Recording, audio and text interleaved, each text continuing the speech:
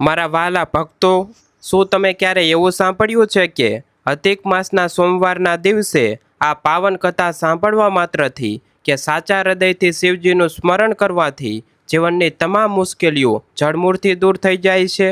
આ ભક્તો, અધિક માસ જેને આપણે પુરુષોત્તમ માસ પણ કહીએ છીએ, તે માસમાં આવતો સોમવાર તે કોઈ સામાન્ય દિવસ નથી હોતો।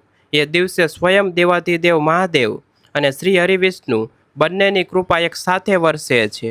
ભક્તો, આજની આ કથા કોઈ સામાન્ય કથા નથી। આ એક એવી રાજ્યની કથા છે જેનું ભાગ્ય એક અદ્રશ્ય શ્રાપ અને એક અધૂરા વચન નીચે દબાયેલું હતું। વર્ષો જૂની રાજમહેલના ભોંયરામાં છુપાયેલું એક એવું કાળું રહસ્ય, એક એવી રાણીનું ગુપ્ત દુઃખ જેની આંખોમાં આંસુ રાત્રિના અંધકારમાં જ વહેતા હતા, અને એક અજાણી વૃદ્ધ સાધ્વીનું અચાનક આગમન। આ બધું કઈ રીતે આખા રાજવંશનું ભાગ્ય બદલી નાખે છે તે આજની આ કથામાં આપણે જાણીશું। આ કથામાં એક રહસ્યમય લાકડાની પેટી છે જેમાં છુપાયેલો છે એક અધૂરા વચનનો એવો ઇતિહાસ જેને એક મહારાણીને ભિખારણના વેશમાં જંગલોમાં ભટકવા મજબૂર કરી દીધી। ભક્તો, કથામાં આગળ વધીએ તે પહેલાં તમારા બંને હાથ જોડી આંખો બંધ કરી શિવજીના ચરણોમાં ધ્યાન ધરીને કોમેન્ટમાં એકવાર ઓમ નમઃ શિવાય જરૂર લખજો, જેથી મહાદેવની કૃપા આ કથા સાંભળતા જ તમારા પર વરસવા લાગે। પ્રાચીન કાળની આ વાત છે। ભારત વર્ષની પવિત્ર ભૂમિ પર સુવર્ણગઢ નામનું એક અત્યંત વિશાળ અને સમૃદ્ધ રાજ્ય આવેલું હતું। નામ એવા જ તેના ગુણ હતા। સુવર્ણગઢ રાજ્યની સીમાઓમાં ક્યાંય દુઃખ, દરિદ્રતા કે ભયનું નામ નિશાન નહોતું। આ રાજ્યના મહારાજા વિક્રમસેન એક અત્યંત પ્રતાપી, ન્યાયી અને પ્રજાવત્સલ શાસક હતા। મહારાજા વિક્રમસેન ભગવાન વિષ્ણુ અને મહાદેવના પરમ ભક્ત હતા। તેમના રાજમહેલના શિખરો આકાશ સાથે વાતો કરતા હતા। મહેલના બગીચાઓમાં સ્વર્ગ સમાન ફૂલો મહેકતા હતા અને રાજ્યની તિજોરીમાં સુવર્ણ મુદ્રાઓથી છલકાતી હતી। મહારાણી દેવયાની સ્વયં સાક્ષાત લક્ષ્મીજીનું સ્વરૂપ લાગતા હતા। તેમનો સ્વભાવ અત્યંત શાંત, ધાર્મિક અને દયાળુ હતું। પ્રજા મહારાણીને પોતાની માતા સમાન માનતી હતી। પરંતુ ભક્તો, બહારથી અત્યંત વૈભવી અને સુખી દેખાતા આ રાજ્ય મહેલની 4 દિવાલો વચ્ચે એક એવું ભારે દુઃખ છુપાયેલું હતું જેણે મહારાજા અને મહારાણી બંનેના હૃદયને અંદરથી કોરી ખાતું। વર્ષો વીતી ગયા હતા। મહારાજા વિક્રમસેન અને મહારાણી દેવયાની લગ્નને 2 દાયકાઓ જેટલો સમય પસાર થઈ ચૂક્યો હતો, છતાં સુવર્ણગઢના મહાન રાજવંશને કોઈ વારસદાર મળ્યો નહોતો। મહેલના વિશાળ અને સુશોભિત ઓરડાઓ બાળકોના કિલકિલાટ વિના સાવ સૂના ભાસતા હતા। મહારાણી દેવયાની દિવસભર પ્રજાના કાર્યોમાં વ્યસ્ત રહેતા, હોઠો પર સ્મિત રાખતા, પરંતુ રાત પડતા જ તેમના શયનખંડમાં ભગવાન શિવની મૂર્તિ સમક્ષ ઊભા રહીને તેઓ ધ્રુસકે ને ધ્રુસકે રડી પડતા। હે કૈલાસપતિ, હે ભોળાનાથ, મેં એવું તે કયું પાપ કર્યું છે કે આ વિશાળ સામ્રાજ્યને સાંભળવા માટે મારા ખોળામાં એક પુત્ર કે પુત્રી નથી? શું સુવર્ણગઢનો આ મહાન વંશ મારા પછી સમાપ્ત થઈ જશે? મહારાણીને આ કંદનથી ઘણીવાર મહેલની દિવાલો પણ જાણે રડી પડતી હોય તેવો ભાસ થતો। મહારાજા વિક્રમસેન પણ પત્નીની આ વેદના જોઈને અંદરથી તૂટી જતા હતા। એમને અનેક યજ્ઞો કરાવ્યા, દાન પુણ્ય કર્યા, મોટા મોટા ઋષિ મુનિઓને બોલાવ્યા, પરંતુ કોઈ જ્યોતિષી કે વિદ્વાન આ સંતાનહીનનું સાચું કારણ શોધી શક્યા નહીં। ભક્તો, જ્યારે જીવનમાં બધી જ આશાઓ તૂટી જાય, જ્યારે એકમાત્ર ભગવાનનો આશરો જ બચે છે, તમે પણ કોમેન્ટમાં જય શ્રી કૃષ્ણ લખીને ભગવાનનો આશીર્વાદ જરૂર મેળવો, કારણ કે પરમાત્મા ક્યારેય પોતાના ભક્તોને નિરાશ નથી કરતા। સમય પસાર થતો ગયો અને 1 વર્ષે પવિત્ર અધિક માસ, જેને આપણે પુરુષોત્તમ માસ પણ કહીએ છીએ, તેનો પ્રારંભ થયો। અધિક માસ એટલે હરિ અને હરના મિલનનો માસ। આખો મહિનો ભક્તિ અને સાધનાનો હોય છે। અધિક માસનો પ્રથમ દિવસ હતો અને સાંજના સમયે વાતાવરણ અચાનક પલટો આવ્યો। આકાશમાં કાળા વાદળો ઘેરાવા લાગ્યા અને ભારે પવન ફૂંકાવા લાગ્યું। એવા સમયે રાજમહેલના મુખ્ય દ્વાર પર એક અત્યંત તેજસ્વી પરંતુ અત્યંત વૃદ્ધ સાધ્વી આવી પહોંચ્યા। તેમના વાળ જટા સમાન થઈ ગયા હતા, પહેરવેશ ભગવો હતો અને ચહેરા પર એવું પ્રચંડ તેજ હતું કે જાણે કોઈ દિવ્ય શક્તિ સ્વયં પૃથ્વી પર ઉતરી આવી હોય। રક્ષકોએ તેમને રોકવાનો પ્રયાસ કર્યો, પરંતુ સાધ્વીની આંખોમાં ચમક અને તેમના પ્રભાવશાળી અવાજ સામે કોઈ ટકી શક્યું નહીં। સાધ્વીએ સીધા રાજમહેલના પ્રાંગણમાં પ્રવેશ કર્યો અને મોટા અવાજે મહારાણી દેવયાનીને બોલાવ્યા। મહારાણી દોડતા બહાર આવ્યા। સાધ્વીના હાથમાં એક અત્યંત પ્રાચીન અને ધૂળથી ખંખડાયેલી લાકડીની પેટી હતી, એ પેટી પર વિચિત્ર પ્રકારના કોતરણીવાળા ચિહ્નો હતા અને તેના પર કાળો દોરો બાંધેલો હતો. સાધ્વીએ પોતાની ગંભીર વાણીમાં કહ્યું, મહારાણી દેવયાની, તારા આંસુઓનો હિસાબ હવે પૂરો થવાનો સમય આવી ગયો છે. તારા રાજવંશને વારસદાર ન આપવાનું કારણ તારું કોઈ પાપ નથી, પરંતુ તારા પૂર્વજોનું એક એવું વચન છે જે આજ સુધી અધૂરું છે. આ સાંભળીને મહારાણી આશ્ચર્યચકિત થઈ ગયા. સાધ્વીએ તે લાકડાની પેટી મહારાણીના હાથમાં મૂકી. મહારાણે ધ્રુજતા હાથે પેટી ખોલી. અંદરથી એક અત્યંત જૂનું તાડપત્ર એટલે કે ભોજપત્ર જેવું પાન અને સુવર્ણગઢ રાજ્યના પૂર્વજ રાજાની એક અત્યંત સુવર્ણ મૃત્તા મળી આવી. એ તાડપત્ર પર સંસ્કૃતમાં કંઈક લખાણ હશે. સાધ્વીએ મહારાણીની આંખોમાં આંખ નાખીને અત્યંત પ્રભાવશાળી અને ચૈતન્યભર્યા સ્વરે કહ્યું, રાણી, આ તાડપત્રમાં તમારા વંશના મહાન પૂર્વજ રાજા ધર્મદેવનું એક અધૂરું વચન લખેલું છે. જો આ ચાલતા અધિક માસના અંતિમ સોમવાર સુધીમાં આ વચન પૂર્ણ નહીં થાય તો સુવર્ણગઢના રાજવંશનું પુણ્ય સદાને માટે ક્ષીણ થઈ જશે અને આ રાજ્યનો સૂર્ય કાયમ માટે અસ્ત થઈ જશે. તારે જ આ રહસ્ય ઉકેલવાનું છે. એટલું કહીને તે વૃદ્ધ સાધ્વી પલભરમાં અદૃશ્ય થઈ ગયા.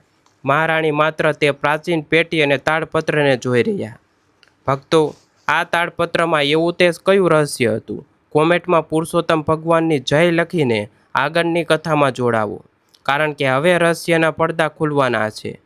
મહારાણી દેવયાનીએ રાત્રે પોતાના ખંડમાં તે તાડપત્ર ખોલ્યું. અક્ષરો ખૂબ જ ઝાંખા પડી ગયા હતા.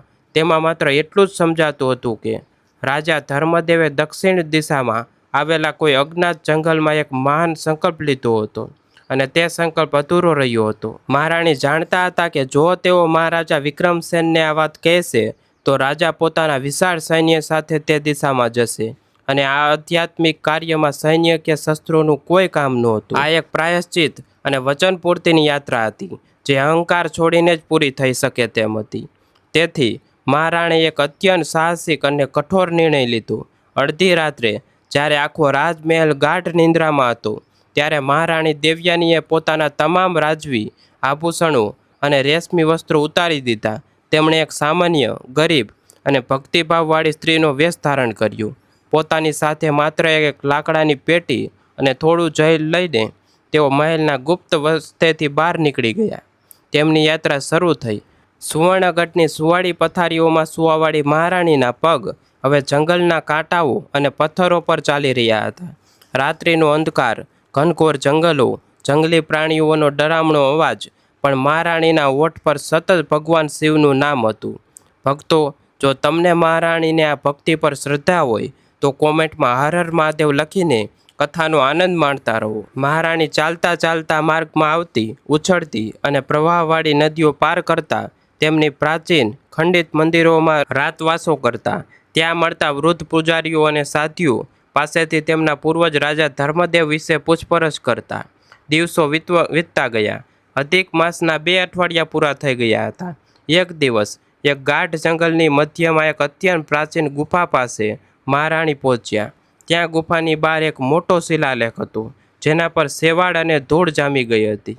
મહારાણીએ પોતાના વસ્ત્રથી તે શિલાલેખ સાફ કર્યો અને તેના પર કોતરેલા અક્ષરો વાંચ્યા. તેમાં લખ્યું હતું, અહીંથી જ શરૂ થાય છે એ અધૂરા વચનની ભૂમિ. મહારાણીને હવે ખાતરી થઈ ગઈ હતી કે તેઓ સાચા માર્ગ પર છે. દર થોડા સમયે એક નવું રહસ્ય ખુલતું જતું હતું અને મહારાણીની કસોટી વધુને વધુ કઠોર બનતી જતી હતી. જ્યારે મહારાણી જંગલોમાં ભટકી રહ્યા હતા ત્યારે બીજી બાજુ સુવર્ણગઢ રાજમહેલના ભારે ખખડાટ મચી ગયો. સવાર પડતા જ દાસીઓએ જોયું કે મહારાણી પોતાના ખંડમાં નથી. મહારાજા વિક્રમસેને જાણ કરવામાં આવી. રાજા અત્યંત વ્યાકુળ થઈ ગયા. તેમણે ચારે બાજુ પોતાના સૈનિકો અને જાસૂસો દોડાવ્યા. આ પરિસ્થિતિનો લાભ રાજ્યના એક કુટિલ અને મહત્વાકાંક્ષી મંત્રી ભૈરવસિંહે લીધો. ભૈરવસિંહે લાંબા સમયથી રાજગાદી પર નજર રાખીને બેઠો હતો. તેણે મહારાજાના કાન ભરવાનું શરૂ કર્યું. દરબારમાં ચર્ચા ચાલી રહી હતી ત્યારે મંત્રીએ કહ્યું, મહારાજ ક્ષમા કરજો, પરંતુ મહારાણી દેવયાની અડધી રાત્રે કોઈને કહ્યા વિના મહેલ છોડીને ગયા છે. કદાચ તેઓ સંતાન પ્રાપ્તિની નિરાશાને કોઈ તાંત્રિક કે શત્રુ રાજા સાથે મળી ગયા હોય અને રાજ્ય વિરુદ્ધ કોઈ મોટું કાવતરું ઘડી રહ્યા હોય તેવું બની શકે છે. મહારાજા વિક્રમસેનનો ક્રોધ ફાટી નીકળ્યો. તેમણે મંત્રીને ચૂપ રહેવા આદેશ આપ્યો, પરંતુ મનમાં શંકાનું બીજ રોપાઈ ચૂક્યું હતું. મહારાજાને થયું કે દેવયાનીએ મારા પર વિશ્વાસ કેમ ન કર્યો. તેમણે પોતે એક વિશાળ સૈન્ય લીધું અને મહારાણીને શોધવા તેમજ કથિત વિદ્રોહોને દબાવવા માટે નીકળી પડ્યા. વિરોધીઓની યોજના સફળ થઈ રહી હતી. સસ્પેન્સ અને તણાવ સતત વધી રહ્યો હતો. શું રાજા મહારાણીને સત્ય જાણતા પહેલાં જ બંદી બનાવી લેશે? શું અધિક માસ પૂર્ણ થઈ જશે અને શ્રાપ કાયમી આવી જશે? ભક્તો, સંકટના આ સમયે આપણે ભગવાન શ્રી હરિને પ્રાર્થના કરીએ. કોમેન્ટમાં ઓમ નમો ભગવતે વાસુદેવાય લખજો, જેથી સત્યનો વિજય થાય. મહારાણી દેવયાની પહેલી ગુફાની આગળ વધીને એક વિશાળ ખીણમાં પ્રવેશ્યા. ત્યાં પહોંચતા જ તેમની આંખો પહોળી થઈ ગઈ. ખીણની અંદર એક સાથે 10 અત્યંત ભવ્ય પરંતુ વર્ષોથી અવાવરું પડી ગયેલા શિવ મંદિરોની હારમાળા હતી. આ મંદિરો જંગલની વચ્ચે છુપાયેલા હતા અને બરાબર એ 10 મંદિરોની મધ્યમાં એક 11મા મંદિરનો પાયો નખાયેલો હતો, જે અડધું જ બનેલું હતું. તેની બાજુમાં એક વિશાળ રસોડા એટલે કે અન્નક્ષેત્ર જેવું બાંધકામ પણ અધૂરું પડેલું હતું. ત્યાં એક અત્યંત વૃદ્ધ અને જ્ઞાની તપસ્વી ધ્યાનમાં બેઠા હતા. મહારાણીએ તેમના ચરણ સ્પર્શ કર્યા અને પોતાની ઓળખાણ આપી. પેલું તાડપત્ર બતાવ્યું. તપસ્વીએ આંખો ખોલી અને એક ઊંડો નિશ્વાસ નાખતા કહ્યું, પુત્રી, અંતે તું આવી જ ગઈ. આ એ જ સ્થાન છે જ્યાં તારા પૂર્વજ મહારાજા ધર્મદેવે આજથી 100 વર્ષ પહેલાં અધિક માસમાં એક ભયંકર મહામારીથી પોતાના રાજ્યને બચાવવા માટે મહાદેવને વચન આપ્યું હતું. તેમણે સંકલ્પ લીધો હતો કે તેઓ આ પવિત્ર ભૂમિ પર 11 શિવ મંદિરોનું નિર્માણ કરાવશે અને અધિક માસના અંતિમ સોમવારે ત્યાં એક અખંડ અન્નક્ષેત્ર શરૂ કરશે, જ્યાં હજારો ગરીબોને ભોજન અપાવશે. તપસ્વીએ આગળ કહ્યું, રાજા ધર્મદેવે 10 મંદિરો તો બનાવી દીધા, પરંતુ 11મા મંદિરના નિર્માણ અને અન્નક્ષેત્રની શરૂઆત થાય તે પહેલાં જ અધિક માસના છેલ્લા સોમવારની આગલી રાત્રે જ તેમનું આકસ્મિક અવસાન થયું. તેમનો સંકલ્પ અધૂરો રહી ગયો. શાસ્ત્રો કહે છે કે દેવતાઓએ આપેલું વચન જો અધૂરું રહે તો તે પિતૃદોષ અને દેવદોષ બનીને આવનારી પેઢીઓને નડે છે. આ અધૂરા 11મા મંદિર અને ન શરૂ થઈ શકેલા અન્નક્ષેત્રને કારણે જ સુવર્ણગઢના રાજવંશમાં સંતાનની પ્રાપ્તિ અટકી ગઈ છે. તારા ગર્ભમાં કોઈ ખામી નથી, પરંતુ આ અધૂરું પુણ્ય જ એકમાત્ર અડચણ છે. મહારાણીની આંખોમાંથી ચોધાર આંસુ વહેવા લાગ્યા. તેમણે પોતાના દુઃખનું સાચું કારણ મળી ગયું હતું. આ અધૂરું કાર્ય જ હવે સમગ્ર કથાનું કેન્દ્ર બની ગયું છે. ભક્તો, જો આપણે પણ આપણા પૂર્વજોના કોઈ અધૂરા કાર્ય પૂરા કરીએ તો આપણા જીવનના મોટા મોટા વિઘ્નો દૂર થઈ જાય છે. શિવજીના ચરણોમાં નમન કરીને કોમેન્ટમાં ઓમ નમઃ શિવાય જરૂર લખજો. હવે સમય ખૂબ જ ઓછો હતો. માત્ર 2 દિવસ પછી અધિક માસનો અંતિમ સોમવાર હતો. જો આ સોમવાર ચૂકી જવાય તો ફરી ક્યારેય આ તક મળવાની નહોતી. મહારાણીએ પોતાનો થાક, ભૂખ અને દુઃખ બધું જ બાજુ પર મૂકી દીધું. તેમણે આસપાસના જંગલોમાં રહેતા આદિવાસી અને વનવાસી લોકોને એકઠા કર્યા. પોતાની ઓળખ આપી અને મદદ માંગી. રાણીના નિસ્વાર્થ ભાવને જોઈને વનવાસીએ કામે લાગી ગયા. દિવસ રાત એક કરીને તેમણે 11મા અધૂરા મંદિરની સફાઈ કરી. પથ્થરો ગોઠવીને કામ ચલાવ પણ પવિત્ર નિર્માણ પૂરું કર્યું. બાજુમાં વિશાળ ચૂલાઓ પ્રગટાવવામાં આવ્યા અને અન્નક્ષેત્રની તૈયારીઓ શરૂ થઈ. મહારાણી પોતે માથે લાકડાના ભારા ઉપાડીને લાવતા હતા. તેમના હાથમાં ફોલ્લા પડી ગયા હતા. પગમાંથી લોહી નીકળતું હતું, પણ તેમના મુખ પર અનોખું તેજ હતું. અને આખરે અધિક માસના અંતિમ સોમવારની મંગળ સવાર પડી. વાતાવરણમાં એક દિવ્ય શાંતિ હતી. મહારાણીએ વનવાસી બહેનો સાથે મળીને સ્નાન કર્યું અને 11મા મંદિરમાં શિવલિંગ પર બિલીપત્રો, જળ અને ચંદન અર્પણ કર્યા. આસપાસના જંગલમાંથી મહાદેવની આરતી અને ઘંટનાકના અવાજો ગુંજવા લાગ્યા. મહારાણીએ જાતે રસોઈ બનાવીને હજારો વનવાસીઓ અને ગરીબોને પંગતમાં બેસાડીને અન્નદાન શરૂ કર્યું. બરાબર એ જ સમયે મહારાજા વિક્રમસેન પોતાના સૈન્ય સાથે મંત્રી ભૈરવસિંહના કહેવા પર ત્યાં આવી પહોંચ્યા. તેઓ રાણીને ગુનેગાર માનીને બંદી બનાવવા આવ્યા હતા, પરંતુ ત્યાંનું દ્રશ્ય જોઈને રાજા અને આખું સૈન્ય સ્તબ્ધ થઈ ગયું. તેમની મહારાણી, જે ક્યારેક મહેલની બહાર પગ નહોતી મૂકતી, તે સામાન્ય સ્ત્રીના વેશમાં પરસેવે રેબઝેબ થઈને ગરીબોને જમાડી રહી હતી અને શિવ ભક્તિમાં લીન હતી. વૃદ્ધ તપસ્વીએ રાજા પાસે જઈને સંપૂર્ણ સત્ય જણાવ્યું અને મંત્રી ભૈરવસિંહનું કાવતરું ખુલ્લું પડ્યું. રાજાની આંખોમાંથી પસ્તાવાના આંસુ વહેવા લાગ્યા. તેઓ દોડીને મહારાણી પાસે ગયા અને તેમના ચરણોમાં પડી ગયા. રાણીએ તેમને ઊભા કર્યા અને બંનેએ સાથે મળીને અંતિમ સોમવારની મહાઆરતી પૂર્ણ કરી. ભક્તો, આ અત્યંત ભાવનાત્મક દ્રશ્ય સાથે કોમેન્ટમાં પુરુષોત્તમ ભગવાનની જય જરૂરથી લખજો. અન્નદાન અને પૂજા પૂર્ણ થયા બાદ રાત્રિનો સમય થયો. અધિક માસના છેલ્લા સોમવારની એ રાત્રિ અત્યંત નિર્મળ હતી. મહારાણી દેવયાની એટલા થાકી ગયા હતા કે તેઓ શિવ મંદિરમાં પ્રાંગણમાં ખુલ્લા આકાશ નીચે જમીન પર સૂઈ ગયા. મહારાજા વિક્રમસેન તેમણે બાજુમાં જાગતા બેઠા હતા. ત્યારબાદ રાત્રિના ત્રીજા પહરમાં એક અદ્ભુત ચમત્કાર થયો. આખા જંગલમાં એક સુવર્ણ અને શ્વેત પ્રકાશ પથરાઈ ગયો. મહારાણીએ દેવયાનીને ગાઢ નિંદ્રામાં એક સ્વપ્ન આવ્યું. સ્વપ્નમાં તેમણે જોયું કે કૈલાસ પર્વત પરથી સાક્ષાત દેવાધિદેવ મહાદેવ અને માતા પાર્વતી નંદી પર સવાર થઈને તેમની સમક્ષ પધાર્યા છે. ભગવાન શિવના ગળામાં વાસુકી નાગ શોભી રહ્યો હતો અને તેમના મસ્તક પરથી ગંગાની ધારા વહી રહી હતી. ભગવાન શિવજીએ પોતાના દિવ્ય અને ગંભીર અવાજમાં કહ્યું, પુત્રી દેવયાની, જાગ. તારી કઠોર તપસ્યા, તારો નિસ્વાર્થ ભાવ અને તારો દ્રઢ નિષ્ઠાએ આજે મને પ્રસન્ન કરી દીધો છે. તે માત્ર તારા પૂર્વજોનું એક અધૂરું વચન જ પૂર્ણ નથી કર્યું, પરંતુ તે આ કળિયુગમાં સાચી ભક્તિ અને શ્રદ્ધાની પરંપરાનો જીવંત રાખીએ છે. તારા પુણ્યથી સુવર્ણગઢના રાજવંશ પર લાગેલો પિતૃદોષ અને શ્રાપદોષ સદાને માટે ભસ્મ થઈ ગયો છે. અધિક માસના પવિત્ર સોમવારે હું તને વરદાન આપું છું કે ખૂબ જ જલ્દી તારો ખોળો ભરાશે અને તારા ગર્ભમાંથી એક અત્યંત પ્રતાપી, ધર્મનિષ્ઠ અને શૂરવીર પુત્રનો જન્મ થશે, જે આખા આર્યવ્રતનું ગૌરવ વધારશે. મહારાણીની આંખોમાંથી હર્ષના આંસુ વહેવા લાગ્યા. તેમણે સ્વપ્નમાં જ શિવજીના ચરણ પકડી લીધા. સવાર પડતા જ મહારાણી જાગ્યા. તેમનો ચહેરો કોઈ સિદ્ધ યોગીની જેવો ચમકી રહ્યો હતો. તેમણે રાજાને પોતાના દિવ્ય સ્વપ્નની વાત કરી. આખા જંગલ શિવના જયધોધથી ગુંજી ઉઠ્યું. ભક્તો, મહાદેવની આ દિવ્ય કૃપા માટે એકવાર ભાવથી ઓમ નમઃ શિવાયનો જાપ કોમેન્ટમાં જરૂર કરો. સમય વહેતો ગયો. મહારાજા અને મહારાણી સન્માનપૂર્વક રાજમહેલ પાછા ફર્યા. કુટિલ મંત્રીને આજીવન કેદની સજા ફટકારવામાં આવી અને ભગવાન શિવના વરદાન મુજબ બરાબર 9 મહિના પછી મહારાણી દેવયાનીને એક અત્યંત તેજસ્વી પુત્રને જન્મ આપ્યો. આખા સુવર્ણગઢ રાજ્યમાં દિવાળી જેવો ઉત્સવ મનાવવામાં આવ્યો. મારા વહાલા અને શ્રદ્ધાળુ ભક્તો, આ તે અધિક માસના સોમવારની મહાગાથા. આ કથા આપણને માત્ર વાર્તા નથી કહેતી, પરંતુ એક બહુ મોટો જીવન સંદેશ આપે છે.